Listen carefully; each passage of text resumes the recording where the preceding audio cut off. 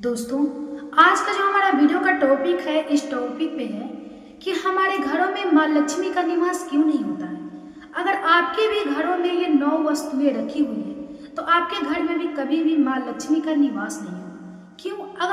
अगर गलती से भी ये 9 जो वस्तुएं हैं अगर आप अपने घर में रखे हुए हैं तो भूल कर भी ये मत सोचिए कि अगर हम ये वस्तुएं रखे हुए हैं तो माँ लक्ष्मी हमारे घर में निवास करेगी। नहीं, अगर आपके घर में अगर माँ लक्ष्मी होगी भी, अगर ये 9 वस्तुएं हैं तो उसके साथ ही चली जाएंगी।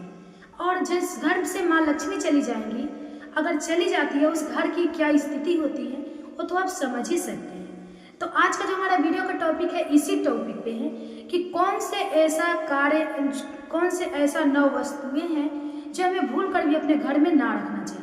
अगर ये 9 वस्तुओं में से एक भी वस्तु अगर आपके पास है, आपके घरों में है, तो आपके घर में माँ लक्ष्मी कभी निवास नहीं करेगी और सदा सदा के लिए आपका घर छोड़कर चली जाएंगी। अक्सर क्यों देखा जाता है दोस्तों कि बहुत सारे ऐसे घरों में जो है हमेशा लड़ाई झगड़े होते रहते हैं, आपस में पति पत्नी का संबंध अच्छा नहीं रहता है, हर दिन लड़ाई झगड़े होते रहते हैं। सुबह से उठे तो लड़ाई और सोने तक समय पूरे दिन बीत गया और सोने तक साथ जो है वहाँ तक भी लड़ाई इसके साथ ही सोया जाता है और उठते हैं तो फिर भी लड़ाई ही चालू हो जाता है।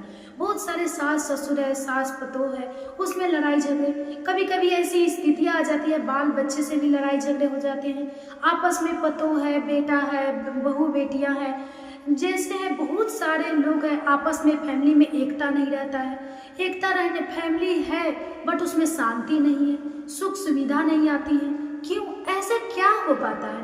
अक्सर हम सोचते हैं कि हम पूजा पाठ भी करते हैं, कितने सारे पूजा पाठ कर रहे हैं, इतने सारे देवी देवता को मानते हैं, तीर्थ यात्रा करते हैं, मंदिर जाते हैं, प्रसाद चढ़ाते हैं, भगवान सारे देवी देवता को मानते भी हैं, फिर भी कौन से ऐसा हमसे गलती हो जाता है जिसके कारण ये पूजा करने का कोई भी फल प्राप्त नहीं हो रहा। अगर हम इतने सारे पूजा पाठ कर भी रहे हैं, इतने सारे हम मंदिर जाकर प्रसाद भी ला रहे हैं, प्रसाद भी चढ़ा रहे हैं, मन्नत भी मांग रहे हैं, यज्ञ भी करा रहे हैं, बहुत सारे देव देवता को पूज भी रहे हैं, फिर भी ये सब करने के बाद भी हमारे घर में सुख शांति क्यों नहीं आ रहा है? ऐसी क्या दुविधा आ जाती है?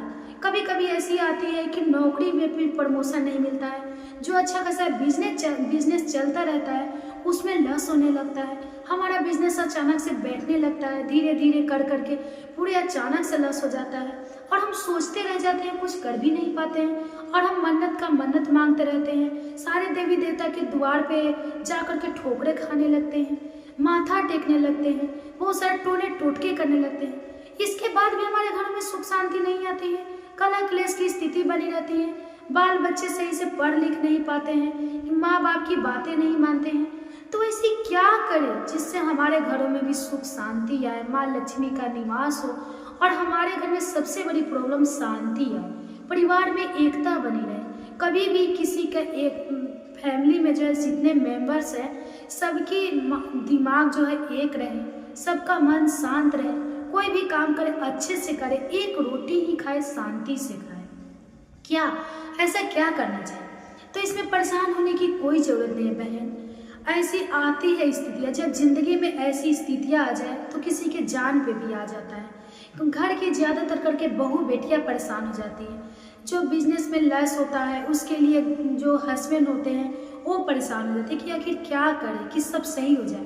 तो आपको कुछ करने की ज़रूरत नहीं है, बहुत सारे ऐसे चीज़ होते हैं जो हमें पूजा पाठ करने के बावजूद भी कुछ नहीं मिलता है, तो कई ऐसे वस्तुएं होती है कि हमारे घर में कभी उथल पुथल होती है, सही जगह पे नहीं रहती है, इसके लिए कभी भी हमारे ज़िंदगी में जो है बहुत सारे चढ़ाव उतराव आने लगते हैं और इससे हमारा मन परेशान होने लगते हैं। तो आप परेशान ना होइए, सबसे पहले बात यहाँ पे ये जानिए कि कौन से ऐसे वस्तुएं हैं अगर आपके घर में भी है तो तुरंत उसको हटा दें और हटा करके आप सही जगह रख दें। इसके बाद आप देखेंगे कि आपके घर में कितना बदलाव आ गया है, आपके घर में सुख शांति आ गया, पहले से धीरे धीरे करके आपका घर बहुत ही बेहतरीन बन गया और सदैव माँ लक्ष्मी का निवास रह गया। तो ऐसा क्या करें? तो इसके जानने के लिए वीडियो ज़्यादा लंबा नहीं है, बस 9 से 10 मिनट की वीडियो होगा, आप ध्यान से पूरा जरूर सुनिएगा। उससे पहले दोस्तों आपसे रिक्वेस्ट है कि अगर मेरा वीडियो आपको पसंद आता है तो प्लीज़ मेरे वीडियो को लाइक और चैनल पर सब्सक्राइब जरूर कीजिएगा और ऐसे ही वास्तु टिप्स की कहानियाँ सुनने के लिए, मतलब कुछ कुछ बातें जानने के लिए, छोटी छोटी बातें के लिए हमारे चैनल एक बिहारन की वास्तु टिप्स को जरूर सब्सक्राइब कीजिएगा। तो चलिए बिना देरी किए हुए बातों को शुरुआत करते हैं, ठीक है। तो सबसे पहले दोस्तों ये जानिए, फर्स्ट बात जो है वो है कि हमारे फटे पुराने कपड़े। आपको फर्स्ट नंबर जो बात याद रखना है वो फटे पुराने कपड़े हैं। अगर आपके भी घर है, बड़ा घर है, अगर आप फटे पुराना कपड़ा जो यूज नहीं कर रहे हैं, बहुत सारे ऐसे कपड़े हैं जो आप यूज नहीं कर रहे हैं, छोटा हो गया, बच्चे का है, हस्बैंड का है, घर का किसी भी सदस्य परिवार का है, या आपका ही है, ब्लाउज है, पेटीकोट है, या साड़ी ही है, पूरा तरह से रद्द हो गया है, फट गया है, तो आप क्या करते हैं, फर्स्ट गलती जो है इस सबको लेकर एक जगह पे जाकर जमा कर देते हैं, घर के ही किसी कोने में जमा कर देते हैं। तो भूल कर भी आपको ऐसा गलती नहीं करना है। कभी भी फटे पुराने को कपड़े को जबर करके आप एक घर में किसी भी कोने में या कहीं भी नहीं रखना है, आपको तुरंत हटा देना है। और हटाना कहाँ है, आपको हटा करके कहीं पे जलाना नहीं। भूल कर भी कभी भी कपड़े जो है, किसी का कपड़ा हो, आप कभी भी जलाए ना, ये बहुत ही अशुभ होता है दोस्तों। इसलिए कहा जाता है कि कभी भी कपड़े को जलाना नहीं चाहिए। कपड़े को आप बाहर हटा करके उसको यूज कर लें। बहुत सारे ऐसे इलेक्ट्रिक मशीन चले हैं जिससे आप रदवा करके कुछ यूज की सामानें बना सकते हैं। ओढ़ने वाला बिछौना, कंबल, बिछाने वाला चादर, या कुछ भी आप तकिया हुआ, कुछ भी आप बनवा सकते हैं। ऐसे आप बना दें। नहीं तो बिकने वाला, बहुत से टाउन शहर में बिकने वाला आता है, आप उसको सेल कर दें ताकि वो यूज कर ले, ठीक है। लेकिन जलाना या कहीं दूसरे जगह कचरा में, डस्टबिन में नहीं फेंकना है। आपको वो उसको सेल कर देना है, या कहीं पे ऐसी जगह पे आपको उसको रदवा करके कुछ यूज के लिए सामान बनवा लेना है, ठीक है। और फर्स्ट गलती ये नहीं करना है, अगर आपके भी घरों में अगर कहीं भी है ये आसपास अगर रखे हैं तो इसको तुरंत हटाइए।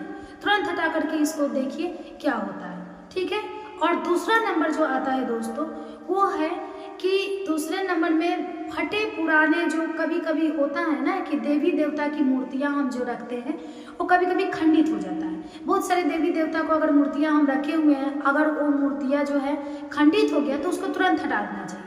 या कभी कभी जो है पन्ने पे देवी देवता रहते हैं ना, उसकी किताबें रहती हैं, तो उसको कभी भी जो है मूर्तियां को हटा देना चाहिए। अगर फट गया है आपका मूर्ति, फोटो जो है फट गया है, तब उसको तुरंत हटा दें। और हटा करके ऐसा नहीं है कि फेंकना है। अगर मूर्तियां हैं, अगर आपका पन्ने पे है, भगवान देव देवता का फोटो है, अगर खंडित हो गया, थोड़ा सा भी कहीं से भी हो गया, तो उसको तुरंत हटाइए। आप इसके जगह पे नया मूर्तियाँ वही भगवान का खरीद कर ला सकते हैं, या उसी फोटो दूसरा लाकर लगा सकते हैं। लेकिन बहुत सारे लोग ऐसे होते हैं कि आसकत की वजह से जो है फटे पुराने मूर्ति हो गया, फटे पुराने जो है आपको फोटो हो गया और लटकाए रहते हैं। ये बहुत ही अशुभ होता है दोस्तों। इसके लिए जो है हम कहेंगे आपको कि आप तुरंत आज के आज उसको हटा दीजिए, और हटा करके फेंकिए नहीं, बहती जलधारा में उसको प्रभावित कर दीजिए। इतना याद रखिएगा, कभी भी फेंकना नहीं है। अगर आपके आसपास बहती जलधारा उसमें प्रभावित कर दीजिए। नहीं तो कहीं भी नदी वगैरह है, कहीं भी पोखर है, जाते आते हैं वहाँ पे आप उसको प्रभावित कर दीजिए, ठीक है। दूसरा ये हो गया। और तीसरा जो है दोस्तों वो है कि आपका कूड़ा कचरा, आपके छत पे भी कभी भी भूल कर भी कूड़े कचरा जमा नहीं करना चाहिए। अगर आपके छत पर कूड़े कचरे हैं, अगर आप जमा करते हैं बोरिये में कस करके, बहुत सारे लोग को ऐसे देखने को मिलता है कि अपने छत पे कूड़े कचरा को सारे को ले गए, बोरा में कस करके जमा कर चुके हैं। ये बहुत ही अशुभ है दोस्तों। निगेटिव जो ऊर्जा होती है उसको हमारे घर में प्रवेश करती है और हमारे घर से सकारात्मक ऊर्जा को बाहर कर देती है। इसके वजह से कलह क्लेश की स्थिति हमेशा बनी रहती है। तो कोशिश करना चाहिए आपको कि वो कूड़े कचरे तुरंत हटाएं, उसको हटा करके आप फेंक दें, या आता है जो कचरे उसके साथ उसको हटा दें। लेकिन आपको कभी भी छत पे भूल कर भी कूड़ा कचरा एक लग कस करके आपको जमा करके भूल कर भी नहीं रखना। ये सबसे बड़ी जो नकारात्मक ऊर्जा है उसको आकर्षित करती है घरों में। तीसरा हो गया। अब चौथा बात करते हैं दोस्तों कि कभी भी जो है आपको बर्तन, इतना आपको दिया कि कांच की बर्तनें कभी टूटा हुआ नहीं रखना चाहिए, या स्टील हो या कोई भी चीज़ किचन में बर्तन जो है कभी भी आपको टूटा हुआ नहीं रखना चाहिए।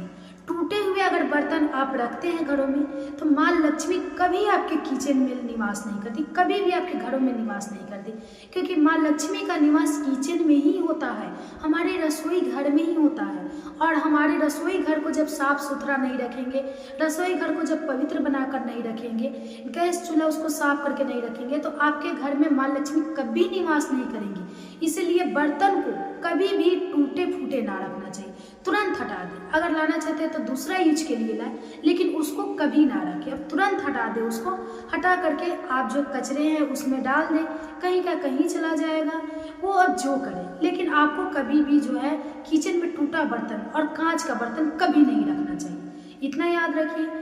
उसके बाद जो है दोस्तों बात ये आती है कि टूटे हुए अलमारी। आपके घरों में भी अगर टूटे हुए अलमारी है, अगर आप रखे हैं तो उसको तुरंत हटा दीजिए, क्योंकि टूटे हुए अलमारी को कभी भी नहीं रखना चाहिए घरों में। कहा जाता है कि जिस घर में टूटे हुए अलमारी को रखा जाता है उस घर में माँ लक्ष्मी का निवास नहीं होता है, और पति पत्नी में आपसी संबंध जो है हमेशा हमेशा गलत रहता है, आपस में संबंध नहीं बनते हैं और हमेशा झगड़े झंझट कड़वाहट कलह क्लेश बने रहते हैं। इसके लिए टूटे हुए कभी भी अलमारी नहीं रखना चाहिए। और 7वां बात आती है दोस्तों कि कभी भी जो है कुर्सी को टूटे फर्नीचर के सामान जो भी होते हैं, कुर्सी हो गया, सोफा हो गया, अगर आपका सोफा या कुर्सी पूरी तरह टूट गया है फिर भी आप टूटे हुए चीज़ों को यूज करें। बहुत सारे घर में ऐसा देखा जाता है कि कुर्सी है उसका गोड़ा जो है अब टूट गया है, या उसका कभी भी इधर उधर से फंसा गया टूट गया है, उसको भी लोग यूज करते हैं, बचा बचा कर चलाते हैं। तो ऐसा नहीं करना चाहिए। अगर आपके पास पैसा है तो आप दूसरा खरीद लें, अगर नहीं है तो जब आप सक्षम होंगे तब खरीदेंगे, लेकिन तब तक के लिए आप उसको हटा दें। कभी भी आपको रखना नहीं चाहिए घरों में, उसको हटा देना चाहिए, उसको साइड कर देना चाहिए। कहा जाता है दोस्तों कि कभी भी ये गलती नहीं करना चाहिए। और 8वां बात पे आती है दोस्तों कि टेबल। अगर आपके घर में भी टेबल है, अगर टूट गया है तो उसको इस्तेमाल करके आप ना कीजिए, उसको इस्तेमाल ना कीजिए, आप मरम्मत ना करवाइए, उसको हटा दीजिए। क्योंकि कहा जाता है कि लकड़ी की जो भी सामानें होती है अगर टूटी हुई है तो माँ लक्ष्मी क्रोधित हो जाती है, माँ लक्ष्मी रूठ जाती है। इसके लिए अगर आपके घरों में भी टूटे फूटे सामान है उसको तुरंत साइड कर दीजिए, ठीक है। कभी भी आपको ये भूल कर भी नहीं रखना है।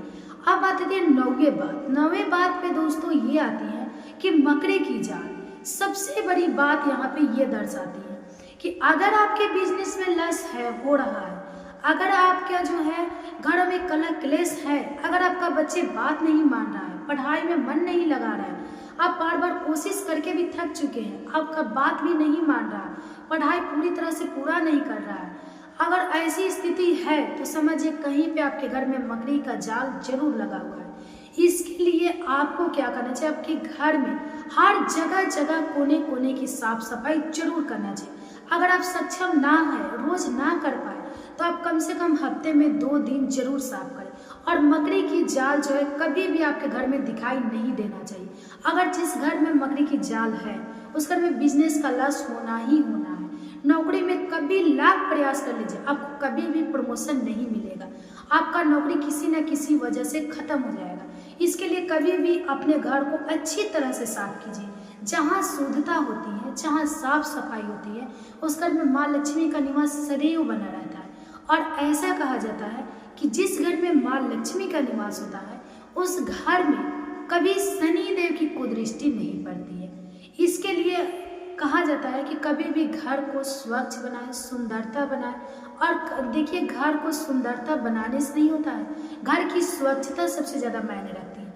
और घर की स्वच्छता तभी आएगी जब हम घर को पूरे तरह से सही ढंग से साफ सफाई करेंगे।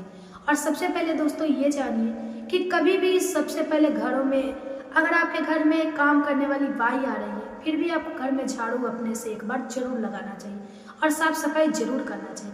क्योंकि साफ सफाई करने से हमें 2 फायदे हैं। एक तो माँ लक्ष्मी का निवास रहती है, हमारे घरों में जो है कलह क्लेश की स्थिति नहीं बनती है, हमारे घर में कभी झगड़ा झंझट नहीं होता है, पति पत्नी का संबंध अच्छा बना रहता है, मधुर रहता है, इस संबंध में मिठास लाता है। और उसके बाद जो बात आती है दोस्तों कि हमारे घरों में स्वास्थ्य, बच्चे हैं अगर कोई भी है तो स्वास्थ्य संबंधी बीमारियां नहीं आती है, हमारा स्वास्थ्य हमेशा के लिए सही रहता है, हमें कोई भी गलत एनर्जी हमारे शरीर में नहीं आती है और इसकी वजह से हमारा शरीर स्वस्थ रहता है। और जहाँ पे शुद्धता है वहीं पे आपका स्वास्थ्य भी सही रहेगा, ठीक है। तो यही बातें थी। अगर आपके भी घरों में अगर ये 9 वस्तुएं हैं तो आप तुरंत हटा दें। उसके बाद आप देखेंगे कि 10 से 15 दिन में आपको देखने को मिलेगा कि क्या आप किए। पूजा पाठ करने के बाद भी ये गलती आप ना करें। और ये वीडियो आपको कैसा लगा कमेंट्स करके ज़रूर बताइएगा। और मेरा वीडियो आपको पसंद आया होगा तो लाइक तो एक बनता है ना, तो एक लाइक कीजिएगा और चैनल पर नए तो सब्सक्राइब करके बेल आइकन को भी ऑन कर दीजिएगा। और ऐसी ही वास्तु टिप्स की कहानियाँ सुनने के लिए हमारे चैनल एक बिहारन की वास्तु टिप्स को सब्सक्राइब करके बेल आइकन को ऑन करके रख लीजिएगा। तो चलिए फिर मिलते हैं अगले वीडियो में, तब तक के लिए बाय बाय, धन्यवाद।